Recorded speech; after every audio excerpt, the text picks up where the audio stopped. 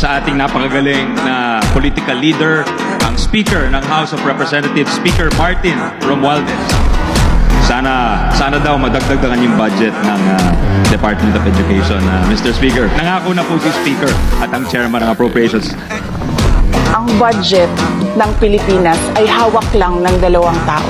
Hawak lang siya ni Congressman Zaldico at ni Congressman Martin Romualdez. Yan ang katotohanan. Bawang Bibilas! Oh, bakit pa tayo mag-question and answer dito para atakihin niyo ako? Ang masusunod lang naman sa budget, dalawang tao lang. Mo nang tawag sila, naugwarta. Girl. Palagay ko, gutom na rin kayo. Hey! Hey! Isa pa daw.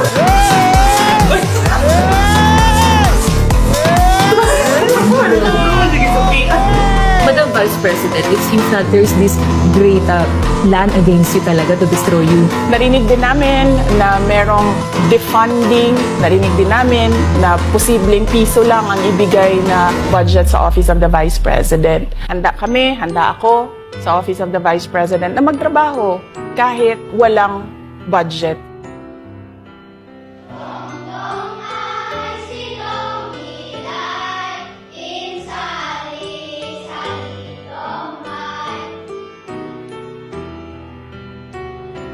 Masasabi ko sa mga katulad ninyo na alam mo yung feeling na hindi ka maaabot, yung feeling na ang layo-layo mo tapos Narinig namin na si OVP pupunta dito.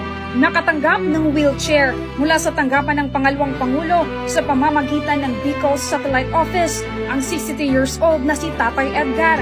Maraming salamat po na nagkaroon ng office dito sa Bicol. Marami pa ang matulungan nyo. Sa kabuuan, 100 na mga wheelchair na ipinamahagi sa Albay, Camarines Norte, Camarines Sur, Catanduanes, Masbate at Sorsogon.